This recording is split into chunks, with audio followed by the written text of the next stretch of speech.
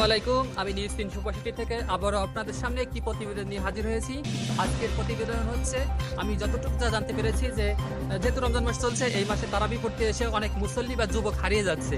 এর রহস্য উদ্ঘাটন করার জন্য আজ আমি এসেছি মসজিদের এক মুসল্লির কাছে। আমি জিজ্ঞেস করবো এখন আসলে এর রহস্য কি, এর কারণ। আসসালামু আলাইকুম। ওয়ালাইকুম আসসালাম। আপনি কি মসজিদের মুসল্লি?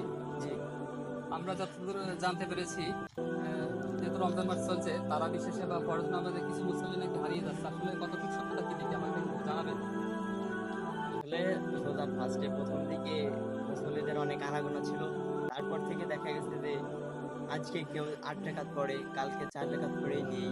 তারপর এমন কিছু মুসল্লি আছে যারা রোজা রাখার আগেই পোস্ট করতো যে রমজান মাস সামনে হবো, তার ইয়ান করবো, তার ত্যান করবো, কিন্তু সেরকম কোনো আমি দেখিনি যে আমাদের মসজিদে সেরকম কোনো মুসল্লি নেই। তাদের পোস্টের ঠেলায় আমরা ফেসবুকে ঢুকতে পারতাম না যে প্রথম রমজানের প্রথম সেহেরি ডান, প্রথম তারাবি ডান, এরকম পোস্ট শুধু তারা করতো। আসলে নামাজের বেলায় তাদের তো আমরা কখনো পাইনি। এরকম কিছু তথ্য আমাদের কাছে উঠে এসেছে, যারা নাকি বাড়ি থেকে বের হয়েছে নামাজ পড়ার উদ্দেশ্যে, কিন্তু আসলে তারা মসজিদে আসেনি। আসলে তাদের বিষয়ে কি বলবেন একটু?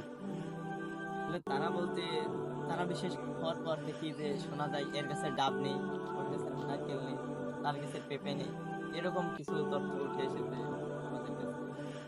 আসলে আমরা মসজিদের মুসল্লির কাছে জিজ্ঞেস করে যতটুকু জানতে পারলাম যে আসলে প্রথম দিকে তারাবিতে মুসল্লি অনেক ছিল বা যুবক ছিল অনেক, কিন্তু ইদানিং দেখা যাচ্ছে রমজানের এখানে হচ্ছে 13টি রমজান চলে গেছে, এর মধ্যে যুবকরা হারিয়ে যাচ্ছে। মূলত কারণ হচ্ছে ওইগুলা মানুষের কাছে ডাব চুরি, এর গাছের ফল চুরি, কাঁঠাল চুরি, এইগুলোর জন্য আসলে যুবকদের খুঁজে পাওয়া যাচ্ছে না। ধন্যবাদ। নিউজ 365